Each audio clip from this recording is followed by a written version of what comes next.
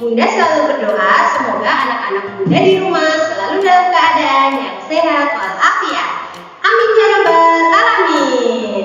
Nah, baik anak-anak, bertemu kembali bersama Bunda Amal dalam pembelajaran matematika. Bagaimana? Apakah anak-anak sudah siap untuk belajar hari ini? Baik, sebelum kita mulai belajar hari ini, Bunda akan mengajak anak-anakku semuanya untuk berdoa bersama. Semuanya silakan sikap berdoa. Before we start our lesson today, let's say basmalah together. Bismillahirrahmanirrahim. Amin. Nah, baik anak-anak, untuk menambah semangat anak-anakku semuanya dalam belajar hari ini, Bunda akan mengajak anak-anakku semuanya untuk bernyanyi bersama. Silakan anak-anak ikuti Bunda ya. Anak-anak hebat, anak kelas 4, siapkan dirimu, kita akan belajar. Belajar bersama, matematika dibuka bukunya, materi KPK. Ayo kita fokus, simak materinya, tetap bersemangat, tidak lupa berdoa. Nah, bagaimana anak-anak? Sudah semakin bersemangat ya untuk belajar hari ini? Baik anak-anak, hari ini kita akan belajar matematika bersama. Materinya adalah kelipatan persekutuan terkecil atau KPK. Nah, sebelum kita mulai belajar, silakan anak-anak bisa menyiapkan buku matematikanya terlebih dahulu. Setelah itu, anak-anak bisa menyimak materi dari Bunda berikut ini. Anak-anakku yang solih dan solihah, hari ini kita akan belajar materi kelipatan persekutuan terkecil atau KPK. Sudah siap ya? Mari kita mulai. Nah, apakah anak-anak tahu apa itu KPK? KPK atau kelipatan persekutuan terkecil merupakan kelipatan persekutuan dari dua bilangan yang nilainya paling kecil di antara kelipatan persekutuan lainnya. Lalu bagaimana cara kita menentukan KPK? Nah, silakan anak-anak simak penjelasan dari Bunda berikut ini. Ada 3 cara yang dapat kita gunakan untuk menentukan KPK dari suatu bilangan. Yang pertama yaitu teknik sederhana, yang kedua pohon faktor, dan yang ketiga teknik sengkedan atau tabel. Nah, kita akan mempelajarinya satu persatu ya. Teknik sederhana. Untuk menentukan KPK menggunakan teknik sederhana, caranya yaitu kita perlu mencari kelipatan dari setiap bilangan terlebih dahulu. Selanjutnya kita cari kelipatan yang sama yang nilainya paling kecil. Contoh, tentukan KPK dari 6 dan 15. Untuk menyelesaikannya kita perlu mencari kelipatan dari 6 dan kelipatan dari 15 terlebih dahulu.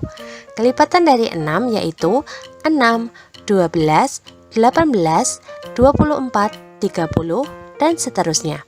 Selanjutnya kelipatan dari 15 yaitu 15, 30, 45, 60, dan seterusnya. Kelipatan dari 6 dan 15 yang sama dan nilainya paling kecil yaitu 30. Jadi KPK dari 6 dan 15 adalah 30. Pohon faktor.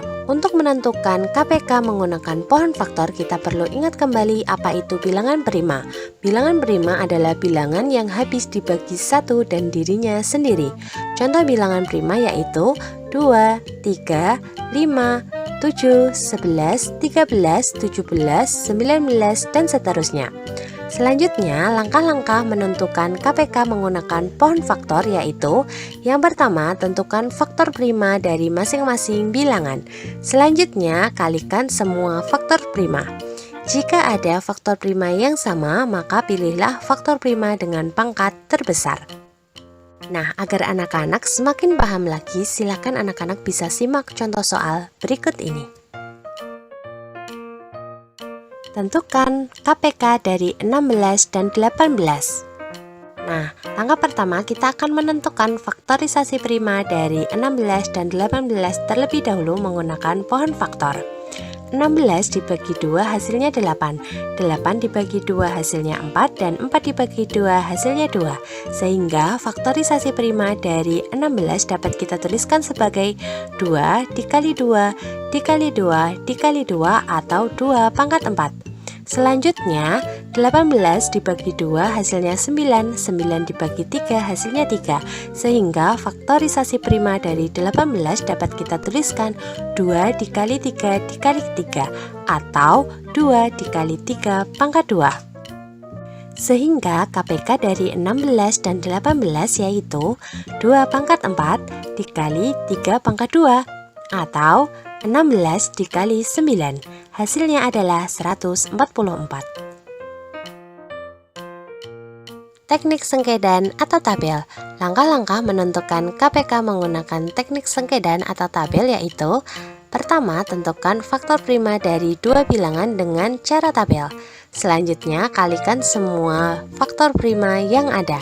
Nah, untuk lebih jelasnya, silakan anak-anak simak contoh soal berikut ini.